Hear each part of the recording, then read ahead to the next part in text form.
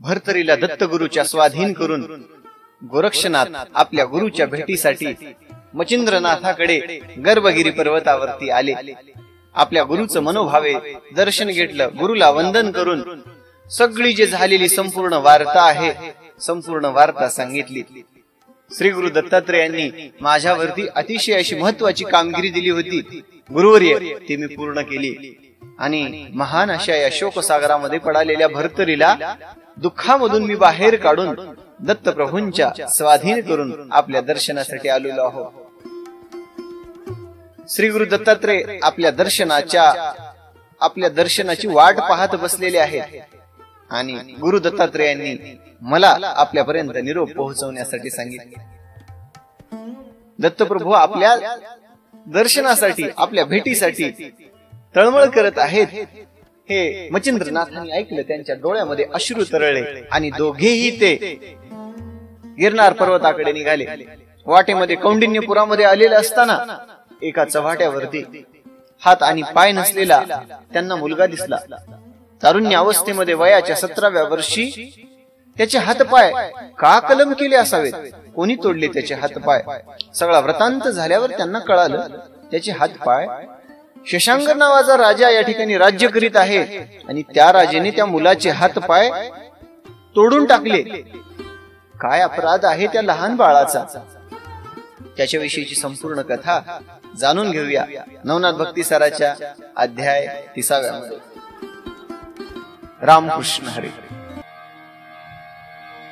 वक्रतुंड महाकाय सूर्यकोटी समप्रभ निर्विघ्नं कुरु मे देव सर्वकार्येषु सर्वदा.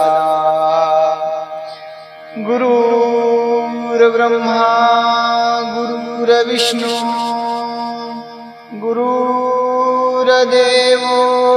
महेश्वरा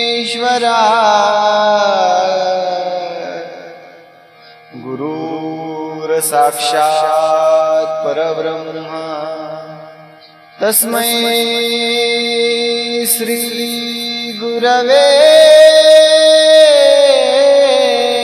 नमः. काय माझी वाणी मानेल संता रंग चित्ता पोलिया. ओम नमो ज्ञानेश्वरा करुणाकरा दयाळा. तुमचा अनुग्रह लाधलो पावन झालो चराचरी. मी कळा कुसरी काहीच नेनो अतिवचने. बोलतो अति भाविका एका जनार्दना तुमचा दास. त्याची आस पुरवावी.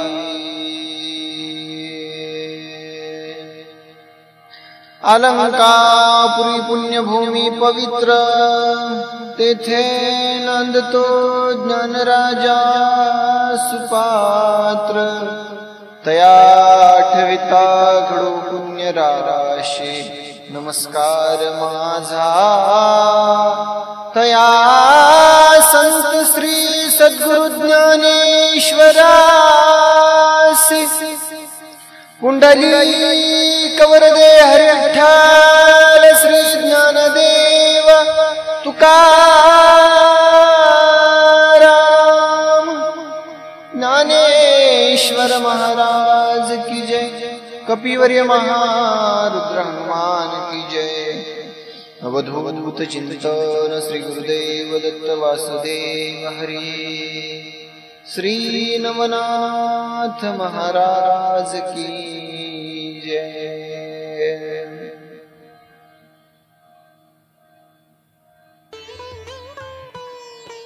ज्ञानदेव रचिला पाया उभारिले देवालय।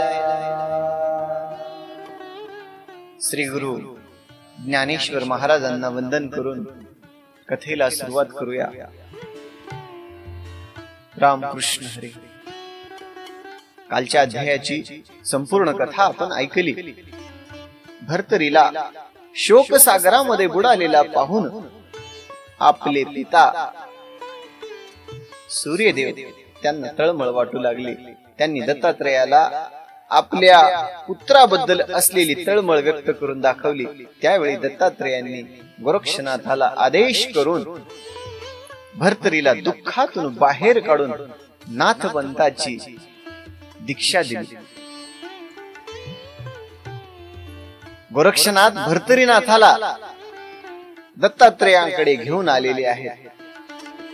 दत्तात्रेया गिरनार पर्वताच्या तीर्थक्षेत्रामध्ये दत्तात्रेयांची भर्तरी आणि गोरक्षनाथांची भेट झाली। भर्तरीच्या मनामध्ये गोरक्षनाथाविषयी अधिक प्रेम निर्माण झालं।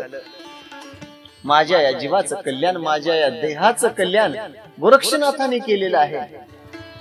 आणि हा भर्तरी आज जो नाथपंथाच्या दीक्षेमध्ये आहे तो केवळ श्री गुरूंच्या या पावन चरणामुळे। दत्तात्रेयांना सर्व क्षेमकुशल सांगितलं, सगळी वार्ता सांगितली आणि गोरक्षनाथांनी भर्तरीला दत्तात्रेयांच्या स्वाधीन केलं। 3 दिवस गिरनार पर्वतावरती मुक्काम केला। गिरनार पर्वतावरती मुक्काम केला।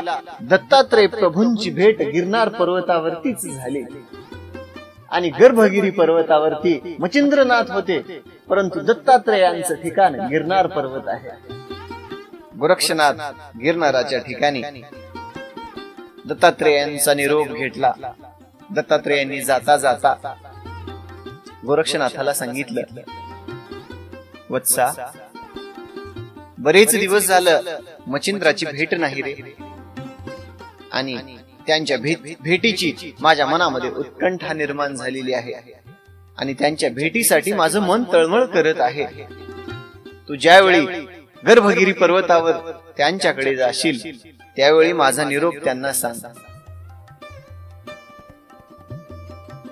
गोरक्षनाथाला 3 दिवस मुक्काम करून त्यांची बोळवण करून दत्तात्रेयांनी मच्छिंद्रनाथाकडे पाठवून दिलं। आता भर्तरी दत्तात्रेयांच्या सानिध्यामध्ये आहे। श्री गुरु दत्तात्रेयांचा सहवास लाभला, श्री गुरु दत्तात्रेयांचं सानिध्य लाभलं आणि भर्तरीच्या जीवनाचं कृतकृत कल्याण झालं। दत्तात्रेय महाप्रभूंनी भर्तरीला नाथ संप्रदायाची दीक्षा दिली। सगळ्या शास्त्रामध्ये, सगळ्या विद्यांमध्ये पारंगत केलं। कोणकोणत्या होत्या विद्या? ज्योतिष विद्या, व्याकरण विद्या, जलतरण, संगीत, कोकशास्त्र, सगळ्या शास्त्रामध्ये प्रवीण केले। त्याचबरोबर वैदिक शिकवलं। त्यानंतर सगळ्याच्या सगळ्या जे अस्त्र आहेत, अस्त्रांचं या ठिकाणी शिक्षण दिलं। काम, धर्म, वज्र, पर्वत, वासव, नागास्त्र, गरुडास्त्र, इंद्रास्त्र, ब्रह्मास्त्र, देवस्त्र, महाभयंकर असणारं काळास्त्र, मोहनास्त्र, रुद्रास्त्र, दानवास्त्र, स्तवनास्त्र, कार्तिकास्त्र, विरक्तास्त्र, विभक्तास्त्र, स्पर्शास्त्र, महाभयंकर असे सगळेच्या सगळ्या अस्त्रांची दीक्षा दिली। आणि सगळ्यात महाभयंकर असणारं वाताकर्षणास्त्र, जे प्रेरित केल्याबरोबर मनुष्याच्या शरीरामधला श्वास रोखून त्याची हालचाल कुंठित करणार महाभयंकर वाताकर्षणास्त्र, त्या सुद्धा अस्त्राची शिकवण दिली। दत्तात्रेयांच्या सानिध्यामध्ये आहे भर्तरी। आता दत्तात्रेय महाराज स्वतः अनुग्रह देत आहेत। सगळ्या अस्त्रामध्ये पारंगत केलं भर्तरीला। आता भर्तरीनाथामध्ये काय तेज याला आता काय सांगावं. प्रत्यक्षात श्री गुरु दत्तात्रेयांचा वरद हस्त ज्याच्या माथ्यावरती आहे त्याला कुठल्या गोष्टीची कमी पडणार आहे हो. प्रत्यक्षात श्री गुरुचा सानिध्य लाभलं, प्रत्यक्षात श्री गुरुचं चरणामृत लाभलं आणि भर्तरीकृत कल्याण झाला. सगळ्या शस्त्रास्त्रामध्ये भर्तरीला पारंगत करून दत्तात्रेयांनी तीर्थक्षेत्राला घेऊन गेले आणि भर्तरीला तपश्चर्येसाठी बसवलं आणि म्हणले काशी बद्रिकाश्रम क्षेत्रासारखं, बद्रिकाश्रमासारखं तपश्चर्या करण्यासाठी सारखं त्यासारखं ठिकाण नाही आहे. बद्रिकाश्रमामध्ये भर्तरीला तपश्चर्येला बसवलं आणि श्री गुरु दत्तात्रेय गिरनार पर्वतावरती येऊन आपल्या पूर्ववत ठिकाणी स्थिर झाले. इकडचा वृत्तांत, ज्यावेळी दत्तात्रेयांचा निरोप घेऊन गोरक्षनाथ आपल्या गुरुगोर्य मचिंद्रनाथाकडे निघाले त्यावेळी वाट्यामध्ये येत असणाऱ्या सगळ्या तीर्थक्षेत्रांना भेटी देत त्यांचे दर्शन करत पावन अशा नद्यांचे तीर्थांचे स्नान करत करत श्री गुरु मचिंद्रनाथापर्यंत येऊन पोहोचले. इकडं मचिंद्रनाथ गर्भगिरी पर्वतावरती वास्तव्याला आहेत. मचिंद्रनाथाजवळ ती आले आणि मचिंद्रनाथाचं दर्शन घेऊन सद्गदित झालं त्यांचं हृदय. मनाला अतिशय आनंद झाला. आपल्या श्री गुरूंचा वरदहस्त ज्यावेळी गोरक्षनाथाच्या माथ्यावरती पडला, कृतकृत कल्याण झालं गोरक्षनाथाचं. संपूर्ण क्षेमकुशल वार्ता मचिंद्रनाथाला सांगितली. दत्तात्रेयांनी दिलेली कामगिरी मी अतिशय अत्यंत चोखपणे पार पाडली. संसाराच्या दुःख सागरामध्ये खितपत पडलेला भर्तरी 12 वर्ष स्मशानामध्ये एखाद्या अघोऱ्यासारखं राहत होता आणि दत्तात्रेयांच्या कृपा आशीर्वादामुळे मी भर्तरीला विरक्त अवस्था प्राप्त करून दिली आणि दत्तात्रेयांच्या चरणावरती स्वाधीन करून मी आपल्या भेटीसाठी आलो. ज्यावेळी मी त्या ठिकाणाहून निघालो, श्री गुरु दत्तात्रेयांनी माझ्यावरती दुसरी एक कामगिरी दिली. म्हणाले, गोरक्षा, बरेच दिवस झालं मचिंद्राची भेट झाली नाही रे, आणि त्यांच्या भेटीसाठी माझा जीव तळमळ करत आहे. श्री गुरु दत्तात्रेय गोरक्षाच्या मुखातून ते वचन ऐकलं आणि मचिंद्रनाथाच्या डोळ्यामधून अश्रू वाहू लागले. श्री गुरु दत्तात्रेयांचं असणार प्रेम त्यांच्याबद्दल, म्हणजे आपल्याबद्दल असणारी त्यांच्या मनामध्ये प्रेम भावना जाणून घेतल्यानंतर दत्तात्रेयांना जाऊन आपण भेटायचं असं ठरवून मचिंद्रनाथ आणि गोरक्षनाथ गर्भगिरी पर्वत सोडून गिरनार पर्वताच्या वाटेने चालत निघाले. इकडं मजल दर मजल करत करत करत गोरक्षनाथ आणि मचिंद्रनाथ वैदर्भ देशामध्ये येऊन पोहोचले. वैदर्भ देशामध्ये कौंडिन्यपूर नावाची नगरी, त्या नगरीमध्ये शशांकर नावाच्या राजाचं राज्य आणि सुंदर प्रकारे चालवत असणारा राज्य तो राजा अतिशय नगरामध्ये सुव्यवस्थित कारभार पार पाडत आहे. मचिंद्रनाथ आणि गोरक्षनाथ ज्यावेळी नगरीमध्ये आले त्यावेळी एका चव्हाट्यावरती सुंदर देहधारी 17 वर्षाचा गोंडस मुलगा त्यांना दिसला. परंतु त्या मुलाला हात आणि पाय नव्हते. कोणीतरी त्याचे हात पाय छाटले होते, कलम केले होते. आणि ज्यावेळी नगरवासियांना त्याबद्दलचा वृत्तांत विचारला त्यावेळी नगरवासियांकडून गुरु मचिंद्रनाथांना कळालं की राजाने आपल्या पुत्राचे हे हाल केलेले आहेत. चव्हाट्यावर असलेला तरुण दुसरा तिसरा कोणी नसून तो राजकुमार आहे, राजाचा पुत्र आहे, आणि त्याला राजानेच ही शिक्षा दिलेली आहे. सगळा वृत्तांत ऐकला. काय अपराध आहे या बाळाचा, काय एवढा मोठा गुन्हा केला ज्या योगे याला एवढी मोठी शिक्षा दिली. मच्छिंद्रनाथाच्या मनामध्ये त्याच्याविषयीची जाणून घेण्याची इच्छा निर्माण झाली. परंतु त्या अगोदर आपल्याला हे कौंडिन्यपूर नावाचं हे जे नगर आहे, त्या नगरामध्ये राज्य करणारा शशांकर नावाचा राजा, याच्याबद्दल संपूर्ण वृत्तांत जाणून घेतला पाहिजे. त्याबद्दलची कथा सविस्तर ऐका. शशांकर नगरीमध्ये शशांकर नावाचा राजा त्याच्या नगरीमध्ये सुंदर प्रकारे व्यवहार करीत होता, कारभार चालवित होता आणि न्याय आणि नीतीने चालणार त्यांचं शासन. राजाचं लग्न झालं. मंदाकिनी राजाची पत्नी. अतिशय सुव्यवस्थित कारभार चालू आहे. परंतु राजाच्या पोटी पुत्र संतान नव्हतं. राजाच्या पोटी संतानच नव्हतं. त्यामुळे रात्रंदिवस राजा पुत्राच्या चिंतेमध्ये राहायचा. रात्रंदिवस राजाचं मन आपला वंश कसा वाढेल याविषयी तळमळ तळमळ तळमळ व्यक्त करत असायचा. एके दिवशी रात्री राजा नेहमीप्रमाणे राजमहालामध्ये झोपी गेलेला असताना मध्यरात्री त्याला जाग आली. आणि जाग आल्यानंतर तो आपल्या मंचकावरून जे उठून बसला त्याला पुन्हा झोपच येईना.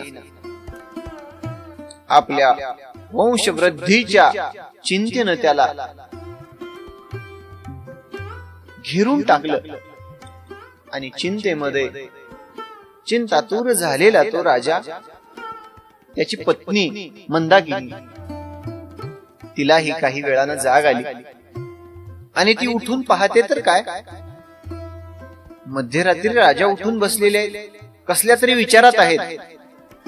आणि राजा कोणत्या विचारामध्ये आहे, काय असं त्यांच्या मनामध्ये विचार सुरू आहे. म्हणून ती उठली. राजाजवळ येऊन म्हणते, महाराज, मध्यरात्री झोपण्याची वेळ, संपूर्ण नगरी निद्रेमध्ये पहुडली असताना सुख समृद्ध असणाऱ्या या राजाला कुठली चिंता सतावत आहे, सांगा बर मला. त्यावेळी राजाने सांगितलं, मंदाकिनी, आपला वंश कधी वाढेल? आपल्याला पुत्र संतान नाही. एवढं मोठं राज्य आहे, या राज्याची धुरा आपण कोणाच्या हातामध्ये द्यायची? आणि देवालाही माझ्यावरती दया यायला तयार नाही. देवालाही कसं कळत नाही, माझा वंश या ठिकाणी स्थगित झालेला आहे. माझा वंश कसा वाढायचा, वंशाची माझ्या वृद्धी कशी व्हायची? आणि आपल्या संतानाबद्दल, संततीबद्दल चिंतेमध्ये चिंतातूर झालेला हा राजा, त्याचा सगळा वृत्तांत मंदाकिनीला कळाला. परंतु मंदाकिनी ईश्वराच्या सत्तेवरती विश्वास ठेवून होती. नशिबापुढे कोणाच चालत नाही हे वास्तव तिनं आत्मसात केलेलं होतं. परमेश्वराला जर आपल्यावर कृपा करायची असेल, परमेश्वराला जर आपल्यावरती अनुग्रह द्यायचा असेल, तर परमेश्वर एक ना एक दिवस मला पुत्र संतान अवश्य देतील. या आशेनं ते नेहमीप्रमाणे नित्यनेमाचा, तिची पूजा अर्चा सगळं या ठिकाणी करायचे. परंतु राजा पुत्र मोहामुळे किंवा संततीच्या मोहामुळे संसारामध्ये अडकून राहिलेला हा राजा रात्रंदिवस त्याचा जीव चिंता करत आहे. आणि चिंता ही चितेप्रमाणे आहे. चिंता माणसाला चितेपर्यंत नेऊन पोहोचते. चिंतेमुळे माणूस या ठिकाणी चिंतातूर तर होतोच, परंतु त्याची बुद्धी सुद्धा काम करत नाही. राजाची तिलकट झालेली अवस्था मंदाकिनीनं सगळा वृत्तांत सांगून राजाला समजावून सांगितलं. महाराज, सगळं काही ईश्वराच्या हातामध्ये आहे आणि ईश्वराच्या सत्तेपुढे कोणाचं काही चालत नाही. त्यापुढे आपण दुःख करून काही फायदा नाही, आपण शोक करून काही फायदा नाही. ईश्वराच्या जर मनात आलं तर आपलं हे जे दुःख आहे ईश्वर जाणून आपल्याला पुत्र संतान देईल. ईश्वराची करणी आगाध आहे महाराज. ईश्वरावरती विचार, ईश्वरावरती विश्वास ठेवा. परंतु राजा काही केलं तर राजाची चिंता काही मिटायला तयार नाही. त्या दिवशीची रात्र उलगडून गेली. काही दिवस झाले आणि राजाने मनामध्ये विचार केला, आता केवळ आणि केवळ भगवंत राहिलेला आहे. सगळेच्या सगळे पर्याय आपण करून पाहिले. आता सगळा संपूर्ण कार्यभार भगवंतावरती सोपून द्यावं आणि आपण या चिंतेतून मुक्त व्हावं. बस झाली म्हणले, आता चिंता करण्याचं काही कारण नाहीये आणि आता मी चिंता करत बसणार नाही. राजाने मनामध्ये विचार केला, आता नाही म्हणले, बस आता ईश्वराच्या मनामध्ये असेल तर तो आपली इच्छा पूर्ण करेल. असं म्हणून राजाने आपल्या सगळ्या मंत्र्यांना बोलवून घेतलं, सगळ्या शिपायांना बोलवून घेतलं. मंत्रीगणांना राजांनी सांगितलं, ही माझ्या राज्याची संपूर्ण ही जी धुरा आहे, संपूर्ण ही जी सत्ता आहे, ही मी तीर्थयात्रेसाठी जाणार आहे. त्यामुळं संपूर्ण राज्याची धुरा मी आपल्या हातामध्ये सोपवित आहे. संपूर्ण राज्य आनंदाने या ठिकाणी पार पाडा, कुणाला काही कमी पडू देऊ नका. आणि ज्या पद्धतीनं आनंदाने चालत होतं हे राज्य, त्याच पद्धतीनं पुढे तुम्ही चालवा. आणि तीर्थयात्रेमधून मी पुन्हा परत येईन आणि या राज्याची धुरा मी सांभाळन. असं म्हणून आपल्या राज्याची सर्वच्या सर्व सूत्रे आपल्या मंत्र्यांच्या हवाली करून राजा तीर्थयात्रेस निघाले. रामेश्वराच्या दर्शनासाठी निघाले. रामेश्वराच्या दर्शनासाठी जात असताना राजा मजल दर मजल करीत कृष्णा नदीच्या तीरावरती येऊन कृष्णा नदीच्या पात्रावरती येऊन थांबले.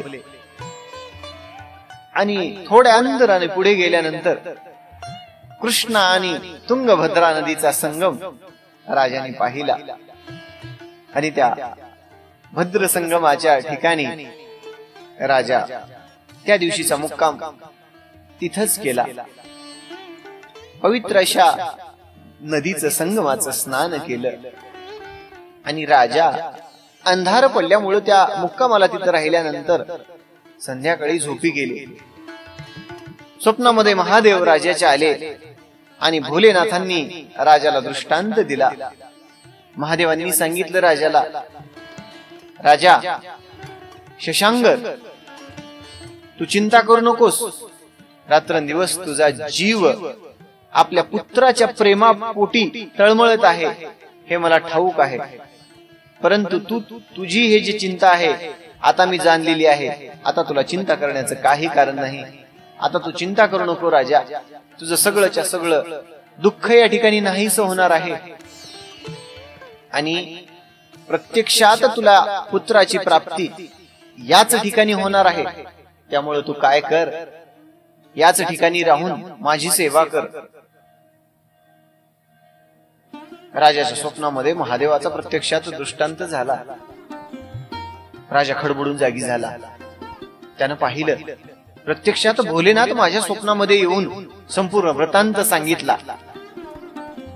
आणि राजाने मनाशी ठाम निश्चय केला, याच ठिकाणी कृष्ण आणि तुंगभद्रेच्या या संगमामध्ये राहून इथंच श्री भोलेनाथांची सेवा करायची राजाने ठरवलं. आणि तोच इकडे काय वर्तमान होतो ऐका.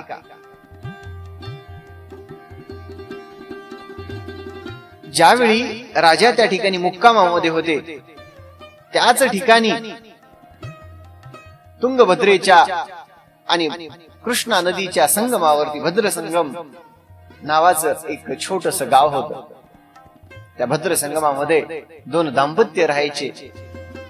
त्या दाम्पत्याचं नाव होतं मित्राचार्य आणि शरयू. दोघं पती पत्नी. त्यांच्याही पोटी संतान नव्हतं. तेहीच आपल्या संतानासाठी रात्रंदिवस त्यांचाही असा जीव व्याकुळ व्हायचा. महादेवांचा दृष्टांत झाल्यानंतर राजांनी दुसऱ्या दिवशी संगमाचं पवित्र असं स्नान केलं आणि भद्र संगमावरती त्या संगमाच्या कडेला एक पुरातन काळाचं शिवलिंग राजाला दिसलं. त्या ठिकाणी पाहिलं मंदिर, परंतु मंदिर पुराण अवस्थेमध्ये असल्यामुळं त्याचा जीर्णोद्धार झालेला नव्हता. राजाला आश्चर्य वाटलं आणि प्रत्यक्षात या ठिकाणी भगवंत भोलेनाथ या ठिकाणी विराजमान आहेत आणि हेच भद्र संगमेश्वर आहेत. त्यांची आपण सेवा करूया. आणि मनोभावानं राजाने त्या मंदिराचा जीर्ण उद्धार केला आणि महादेवाच्या सेवेसाठी तत्पर झाला. दररोज राजा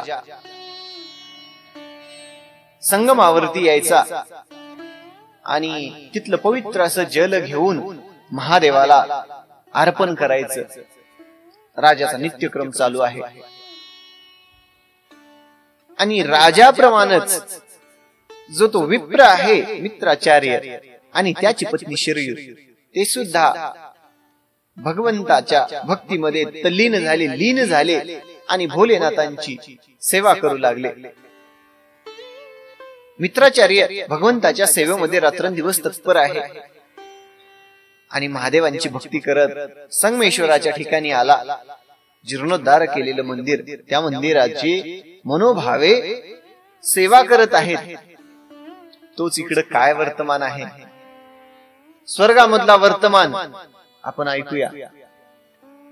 भगवान शंकर कैलासामध्ये बसलेले असताना समारंभाचा उत्सव सुरू आहे आणि सुरोचना नावाची अप्सरा नृत्य करत आहे. सगळ्याच्या सगळ्या अप्सरा, रंभा, उर्वशी, मेनका सगळ्या नृत्य करत आहेत आणि कैलासावरती उत्सव सुरू आहे. उत्सवामध्ये नाचत असताना सुरोचनेचं लक्ष भोलेनाथांकडे गेलं. ध्यानमुद्रा अवस्थेत असलेलं त्यांचं दर्शन घेतलं आणि त्यांच्या रूपावरती मोहित होऊन कामातूर झाली. आणि तिचं लक्ष विचलित झाल्यामुळं जे नृत्यांगन म्हणजे नाचत असताना तिचे ठेके चुकू लागले आणि ठेके चुकल्यानंतर संगीत एकीकडे राहू लागलं आणि हिचं नाचणं एकीकडे राहू लागलं. महादेवांना तिच्या मनामध्ये काय चालू आहे कळायला वेळ लागला नाही. महादेवाला लगे लगे वृत्तांत कळाला की सुरोचनेच्या मनामध्ये काय आहे. भगवान भोलेनाथांनी तिचं नृत्य थांबवलं. सुरोचना, तू अप्सरा आहेस आणि तुझ्या मनामध्ये काय भावार्थ आहे हा मी जाणलेला आहे. तो या सगळ्या पुढे प्रकट करत नाही, परंतु जा, मी तुला शाप देतो. तू मृत्यू लोकामध्ये जाऊन संचार करशील आणि कृष्णा नदीच्या काठी असलेलं हे जे कृष्णागर नावाचं गाव आहे त्या ठिकाणी तुझा जन्म होईल. महादेवाचा शाप ऐकल्याबरोबर आपल्याला स्वर्गातून शाप मिळाला आणि आपण मृत्यूलोकी जाऊन पोहोचणार आहोत हे तिच्या लक्षामध्ये आलं. हात जोडले, महादेवाला उशाप मागत म्हणाले, भगवंता भोलेनाथा, आपण आपल्या डोक्यावरती गंगा धारण केलेली आहे आणि अखंड रामनामाचं नामस्मरण करण्यात असणारे हे भोलेनाथा, आपण कृपावंत आहात, आपण दयाळू आहात, भक्ताच्या प्रत्येक हाकेला धावून जाणारे आपण भोलानाथ आहात आणि सगळं जग आपल्याला पतितांचे पावन म्हणून, साधकांचे दीन दयाळांचं रक्षण करणारा भोलेनाथ आहे म्हणून आपल्याला जाणतं. करुणापर स्तुती केली आणि महादेवाचं अंतकरण द्रवित झालं. महादेवाचा राग शांत झाला आणि महादेवांनी उशाप दिला. महादेवांनी सांगितलं, सुरोचना, ज्यावेळी कृष्णा नदीच्या काठी असणारा जे कृष्णागर नावाचं गाव आहे त्या गावामध्ये तू जन्म घेशील. एका दाम्पत्याच्या मित्राचार्य आणि शरयू या दोघांच्या पोटी जन्म घेशील आणि कदंबा तुझं नाव ठेवण्यात येईल आणि ज्यावेळी मी तुला प्रसन्न होऊन माझा स्पर्श करेन त्यावेळी तू या शापातून मुक्त होऊन जाशील. महादेवाने शाप दिला आणि ज्यावेळी तिला स्वर्गामध्ये श्राप लागला त्याच वेळी स्वर्गामधून स्वर्गच्युत होऊन कदंबा म्हणजेच सुरोचना नावाची अप्सरा मृत्यूलोकामध्ये आली आणि शरयूचा जो गर्भ आहे शरयूच्या गर्भामध्ये प्रवेश केला. गर्भ वाढीला लागला आणि 9 महिने झाल्यानंतर सुंदर असा या ठिकाणी पुत्री त्या दाम्पत्यांना झाली. दोघांच्या आनंदांना पारावार उरला नाही.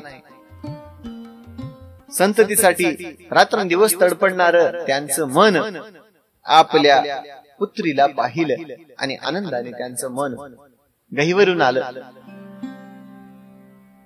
या ठिकाणची ही कथा आपण पाहिली. आता इकडे शशांक राजाकडे येऊया. शशांक राजा महादेवाच्या सेवेमध्ये रात्रंदिवस तत्पर आहे. अखंड महादेवाचं नामस्मरण नाम जप करत आहे. भोलानाथ भोलानाथ, हर हर महादेव, हर हर शंकर, हर हर शंकर. रात्रंदिवस भगवंताच्या नामस्मरणामध्ये तल्लीन आहे. सकाळी उठावं, संगमेश्वराच्या तीर्थावरती जावं, तिथलं तीर्थ घ्यावं, महादेवांना अर्पण करावं, मनोभावे पूजा करावी आणि त्याच ठिकाणी राहून नामस्मरण करावं, असा त्याचा नित्यनियमच झाला होता. आणि एके दिवशी नित्यनियमाप्रमाणे सकाळी स्नान करण्यासाठी भद्रसंगमावरती आला. आता ही जी सुरोचना नावाची ही जी अप्सरा होती, तिला श्राप लागल्यामुळं ती मृत्यूलोकावरती आली होती आणि तिचं नाव कदंबा ठेवलं होतं. मित्राचार्य आणि शरयूची झालेली ही कुमारी दिवसेंदिवस मोठी होऊ लागली. तिचं नामकरण झालं, ती मोठी होऊ लागली आणि कन्या वयामध्ये आली. आपली कन्या वयामध्ये आल्यानंतर प्रत्येक पित्याला एकच चिंता सतावते, आपल्या मुलीच्या लग्नाची. अतिशय सुंदर दिसणारी ही ती कन्या. त्या कन्येच्या रूपाचं ग्रंथकर्त्यांनी वर्णन केलेलं आहे. अतिशय नाजूक असणार तिचं नाक, रक्तवर्ण असणारे तिचे ओठ, तिची कोमल अशी हनुवटी आणि सुंदर आणि दिव्य तिचा देह असणारी अतिशय सुंदर.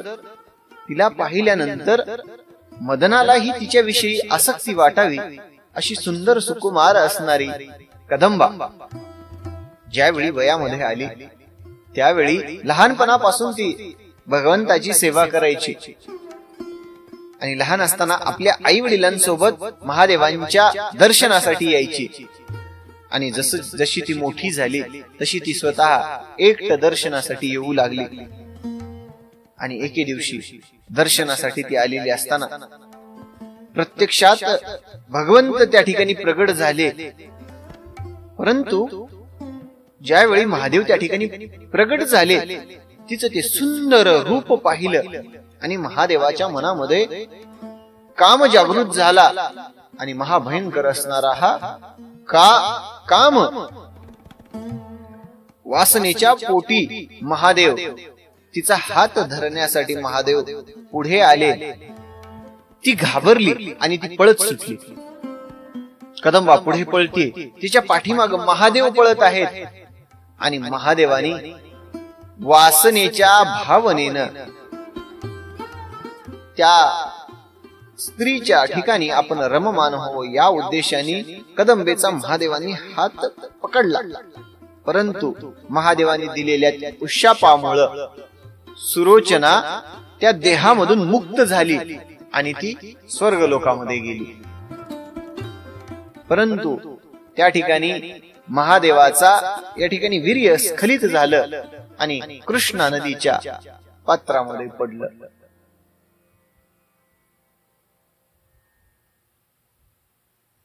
नित्यनेमाप्रमाणे शशांक राजा जल नेण्यासाठी संगमाच्या ठिकाणी आलेला होता. सुंदर अशा त्या तीरावरती स्नान केलं आणि स्नान करून राजाने सूर्यदेवतांना जल अर्पण करण्यासाठी आपला हात पाण्यामध्ये बुडवला. डोळे झाकलेले आहेत आणि सूर्यनारायणाला अर्पण करण्यासाठी असा हात वरी उचलला आणि भगवान महादेवांचं वीर्य त्याच्या हातामध्ये आलं आणि मनुष्याचा त्या हाताला वीर्याला स्पर्श झाल्याबरोबर त्या वीर्यामधून मुलगा प्रगट झाला. आणि शशांकर अर्ध्य सूर्यनारायणाला अर्पण करण्यासाठी असं करत आहे तर हातामध्ये बाळ दिसलं. त्यानं डोळे उघडून पाहिलं तर आपल्या हातामध्ये बाळ दिसलं. आणि महादेवामध्ये स्वप्नामध्ये महादेवांनी जो दृष्टांत दिलेला होता, तू याच ठिकाणी राहून माझी सेवा कर, तुला पुत्र होईल. आणि अयोनी संभव हा नारायण प्रगट झाला आणि प्रत्यक्षात हा भगवंताचाच अवतार आहे म्हणून आपल्या पुत्राकडे पाहिलं.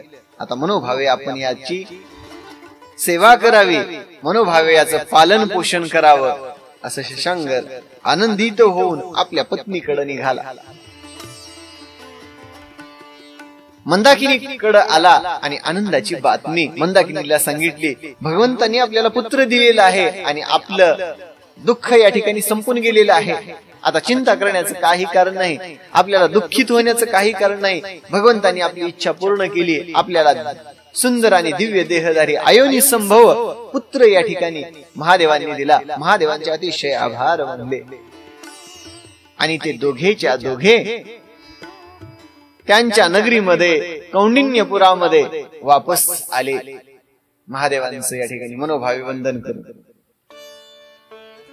ही आहे शशांकर राजाची संपूर्ण कथा. सूर्यनारायणाला अर्ध्य देण्यासाठी हातामध्ये जल घेतलेलं, त्यामध्ये भगवंताचं वीर्य आलं आणि मनुष्याचा स्पर्श झाल्याबरोबर दिव्य देह प्राप्त झाला. आणि आनंदित झालेला राजा कौंडिन्यपुरामध्ये आला. सुंदर असा राज्यपाठ चालू आहे आणि त्या दोघांचा सुंदर असा संसार सुरू होता. परंतु विधात्याला काही दुसरंच मान्य होतं आणि दोघांचा थाटामाटामध्ये चालत असलेला हा संसार, त्यांना तर आता पुत्ररत्न सुद्धा झालेलं होतं. आणि लहान असणारा तो बाळ कृष्णा नदीच्या पात्रावरती झाला म्हणून त्याचं नाव कृष्णागर ठेवलं. आणि कृष्णागर त्या बाळाचं नाव ठेवून तो कृष्णागर मोठा हळूहळू होऊ लागला आणि कृष्णागर या ठिकाणी 13 वर्षाचा झाला. दोघांचा अतिशय आनंदामध्ये संसार चालू होता आणि या त्यांच्या आनंदामध्ये विरझण पडलं आणि राजाची जी पत्नी आहे मंदाकिनी राजाला सोडून गेली, मरण पावली. राजाला अतिशय दुःख झालं. दुःखाच्या शोकसागरामध्ये राजा पडला. परंतु काही कालांतराने राजा त्या दुःखातून बाहेर पडला, आपल्या स्वतःला आवरून घेतलं आणि पूर्ववत आपल्या कामामध्ये राजा लागला.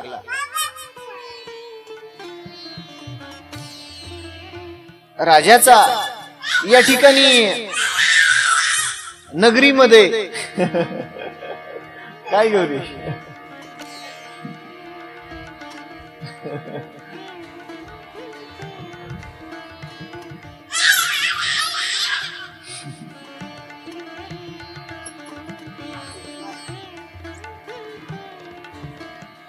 राजा दुःख विसरून पुन्हा संसाराच्या आपल्या राज्याच्या कारभारामध्ये लागला. राजाचा कारभार सुरू आहे आणि दुःखामधून बाहेर पडून राजा राज्यकारभार चालवत आहे. अचानक राजाची पत्नी गेली, ते तर दुःख होतं. परंतु एकांतामध्ये असताना राजाला काम, हा जो काम आहे ना, या कामाने भल्या भल्याला कामाला लावलं आणि कामतृप्तीसाठी राजा या ठिकाणी पदभ्रष्ट झाला नाही. वाईट कर्म केलं नाही, वाईट कार्य केलं नाही, आपण दुसरी पत्नी करून तिच्या सोबतच सहवास करायचा, तिच्या सोबतच आपला काम तृप्त करायचा आणि भ्रष्ट व्हायचं नाही आपण राजाने मनाच्या ठिकाणी ठरवलं. आणि राजाने आपल्या मनामध्ये असलेला वृत्तांत आपल्या मंत्र्याला बोलून दाखवला. मंत्र्याला सांगितलं की शशांगराला ज्यावेळी आपला शशांगर 17 वर्षाचा झाला त्यावेळी त्या शशांगराच्या त्याचं लग्न करून देण्यासाठी आपण बऱ्याच नगरींना भेट दिली होती आणि बऱ्याच राजकुमारांचे या ठिकाणी परिपत्रक आपल्याकडे आहेत. परंतु शशांगराच्या कृष्णागराच्या तोडीचा जोडीदार कृष्णागराला मिळाला नाही. आणि काय करा, तुम्ही सगळं या ठिकाणी वधू पाहिलेले आहेत आणि माझ्यासाठी त्यामधली एखादी पत्नी योग्य आहे का आपण बघा. मंत्र्यांनी सांगितलं, महाराज संपूर्ण हा जो परिपत्रक आहे, संपूर्ण परिपत्रक पुरोहिताकडे आहे आणि ते पुरोहित कुठं आहेत. पुरोहितांना बोलून घेतलं आणि संपूर्ण या ठिकाणी परिपत्रक पाहिलं. राजाची कुंडली जुळते का कुठल्या राजकुमारी सोबत पाहिलं. त्यावेळी चित्रकूट नावाचा राजा भुजध्वज, त्या भुजध्वजाची कन्या भुजावंती हिच्या सोबत राजाची पत्रिका जुळाली आणि अतिशय विलक्षण असणारी भुजावंती हिच्याकडे वृत्तांत पाठवला. सैनिकांना पाठवलं, जावा म्हणले. महाराजांचं या ठिकाणी महाराजांचा वृत्तांत संपूर्ण तिला सांगा, आपलं व्रत भुजावंतीला कळवा. भुजध्वज राजाला समाचार सांगा की या ठिकाणी कौंडिन्यपुरीचा राजा शशांकर आपल्या पत्नीसाठी राजकुमारी हुडकत आहे. पहिली पत्नी राजाची मरण पावली, त्यामुळे दुसरं लग्न करत आहे आणि त्यासाठी तुमची कुमारी देता का, असा वृत्तांत पाठवा. राजाने सगळा वृत्तांत दूतामार्फत पाठवला. त्या ठिकाणी बघत बघत चित्रकूट राजाकडे, चित्रकूटाचा राजा भुजध्वज याच्याकडे दूध आला. महाराज सगळा वृत्तांत सांगितला. महाराज कौंडिन्यपुरीचा राजा आहे, राजाने मला आपल्याकडे पाठवले आहे. राजा आपल्या मुलीसोबत विवाह करण्याची इच्छा व्यक्त करत आहेत. आपण तयार आहात का? आणि आपल्याला ही सोयरी, आपल्याला हा रिश्ता मान्य आहे का? राजाने संपूर्ण वृत्तांत जाणून घेतला. आता आपली कन्या द्यायची आहे राजाला आणि कौंडिन्यपुरीच्या राजाबद्दल संपूर्ण हकीकत जाणून घेतली आणि निरोप पाठवला. जावा म्हणले, तयार आहे मी या नात्यासाठी, तयार आहे मी या लग्नासाठी. आणि राजाचं वृत्तांत बघत बघत कौंडिन्यपुरामध्ये येऊन पोहोचला आणि राजाने अतिशय थाटामाटामध्ये सगळा लवाजवा घेऊन राजा निघाले. आणि या चित्रकूटामध्ये राजाचा भुजावंती सोबत शशांगर नावाचा राजा भुजावंती सोबत त्याचा विवाह झाला. अतिशय थाटामाटामध्ये संपन्न झाला.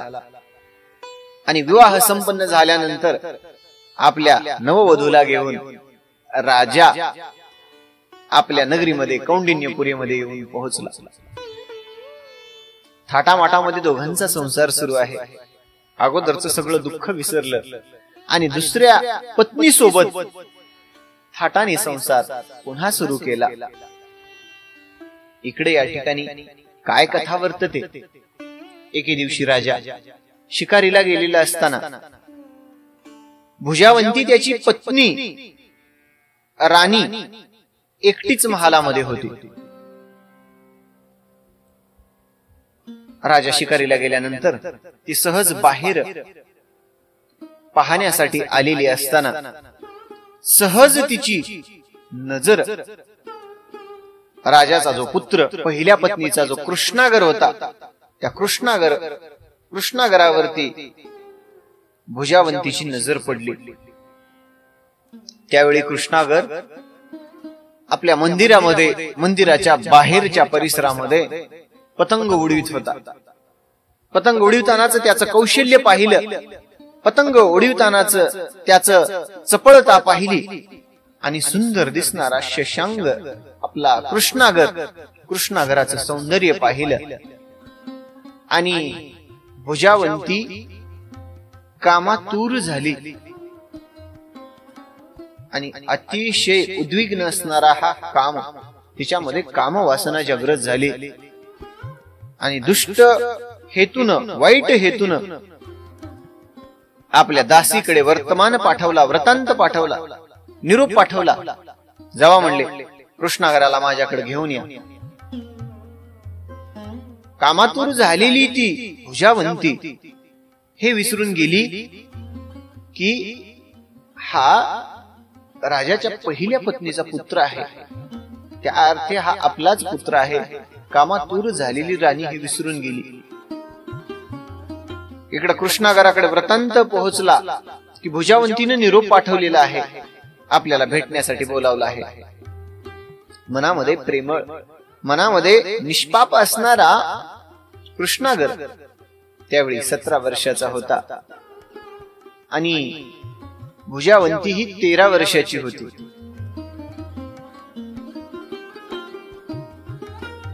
राणीचा निरोप आलेला कृष्णागराला कळाल्याबरोबर, लग्न झाल्यापासून आपल्याला आईला एकदाही भेटणं झालं नाही, आपण आपल्या आईला भेटण्यासाठी जावं म्हणून कृष्णागर आनंदाने निघाला आणि म्हणलं बरेच दिवस झालं भेटावं म्हणत होतो, परंतु काही कारणानिमित्त भेटणं झालं नाही, आपल्या आईला जाऊन भेटावं. आणि प्रत्यक्षात आज आईचा सांगावा आलेला आहे, आपल्या आईला जाऊन भेटावं आणि क्षेमकुशल विचारावं. या हेतून कृष्णागर राणीच्या महालाच्या दिशेने निघाला आणि ज्यावेळी कृष्णागर आपल्याकडे येत असल्याचं पाहून राणी आपल्या शयन कक्षामध्ये गेली. शयन कक्षामध्ये कृष्णागर आल्याचं पाहून स्वागत करण्यासाठी हातामध्ये या ठिकाणी थाळी घेऊन उभी आहे. कृष्णागराचं स्वागत केलं, थाळी बाजूला ठेवली, त्याचं रूप पाहिलं, त्याचं सौंदर्य पाहिलं आणि अतिशय कामाने उद्विग्न होऊन कृष्णागराला म्हणते, कृष्णागरा,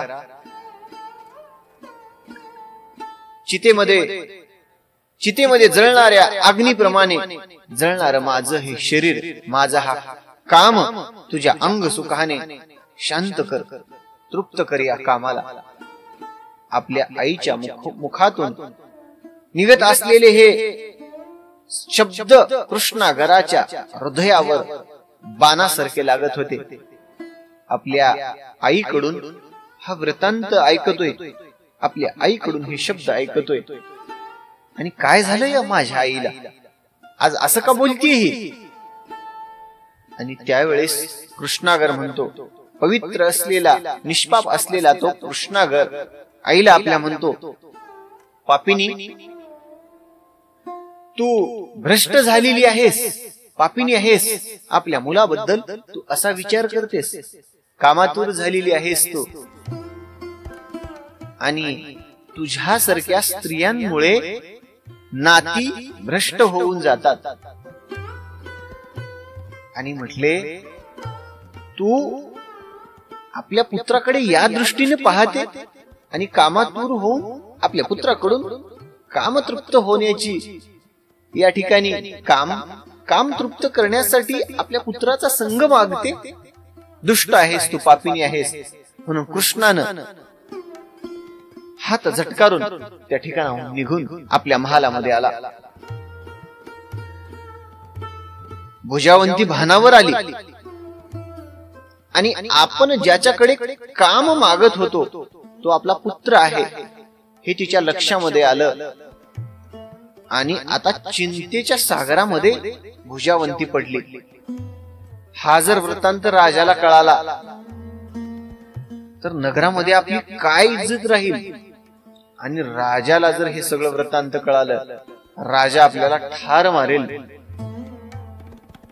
ही इच्छा भुजावंतीच्या मनामध्ये चिंता करू लागली आणि भुजावंती अत्यंत घाबरली. आणि आजचा हा अध्याय या ठिकाणी समाप्त झालेला आहे. आपल्याच पुत्राबद्दल असा विचार करणारी ही भुजावंती पुढे तिचं काय होतं, आणि महाराजाला घाबरलेली ही भुजावंती आता पुढे काय करेल, तिच्याबद्दलचा काय वृत्तांत आहे, नवनाथ भक्तिसाराच्या 31व्या अध्यायामध्ये जाणून घेऊया. आपण इथपर्यंत जर कथा ऐकलेली असेल तर आपल्याला नवनाथ भक्तिसाराच्या या 30व्या अध्यायाची फलप्राप्ती झालेली आहे. नवनाथ भक्तिसाराच्या 30व्या अध्यायाची फलश्रुती अशी आहे, चोराची दृष्टी नाहीशी होईल. या अध्यायाची फलश्रुती अशी आहे. अतिशय गोड असणारा असला आजचा हा अध्याय. पुढच्या अध्यायाची कथा ऐका आणि नवनाथ भक्तिसार या ग्रंथाला आनंदाने श्रवण करा. माऊली ज्ञानोबारायाच्या गोड अशा पसायदानाने अध्यायाला निरूपण करूया. आता विश्वात्मके देवे येणे वाग्यज्ञ तोषावे, तोषो निमज द्यावे पसाय दानहे. जे खळांची व्यंकटी सांडो, तया सत्कर्म विरती वाढो. भूता परस्परे पडो मैत्र जीवांचे, दुरितांचे तिमिर जावो. विश्वस्वधर्म सूर्य पाहो, जो जे वांछिल तुटे लाहो. राणी जात वर्ष तसकळ मंगळी, ईश्वर निष्ठांची मांदियाळी. अनवरत भू मंडळी भेटो तया भूता. चला कल्पतरूचे आरव, चेतना चिंतामणीचे गाव.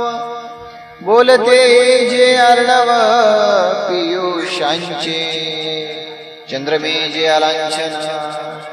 मारतंड जे तापहीन, ते सर्वाही सदा सज्जन. सोय रे होतो किंबहुना सर्व सुखी, पूर्ण होनी तिहि लोकी. भजिजो आदि पुरुखे अखंडित, आणि ग्रंथोपजीविये विशेष लोकीये. द्रष्टा द्रष्ट विजयी होवावे जी. तेथ मने श्री विश्वेश्वरा, हा होईल दान पसाव. येणे बरे ज्ञानदेव, सुखिया झाला. येणे बरे ज्ञानदेव, सुखिया झाला. सुखिया झाला.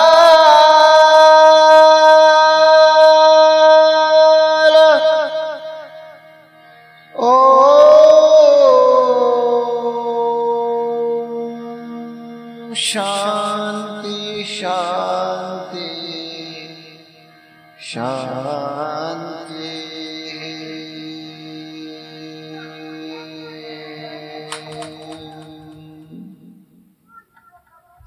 रामकृष्ण हरी. नवनाथ भक्तिसाराचा 30व्या अध्यायाचे निरूपण झालेलं आहे. पुढच्या अध्यायामध्ये अतिशय गोड आणि पावन अशी कथा आहे. ती सर्व श्रोत्यांनी श्रवण करा. अशाच नवनवीन अध्यायांच्या अपडेटसाठी चॅनलला लाईक करा, सबस्क्राईब करा, शेअर करा आणि सर्व भाविक भक्तांना या कथेचा आनंद घेऊया. रामकृष्ण हरी. आदेश.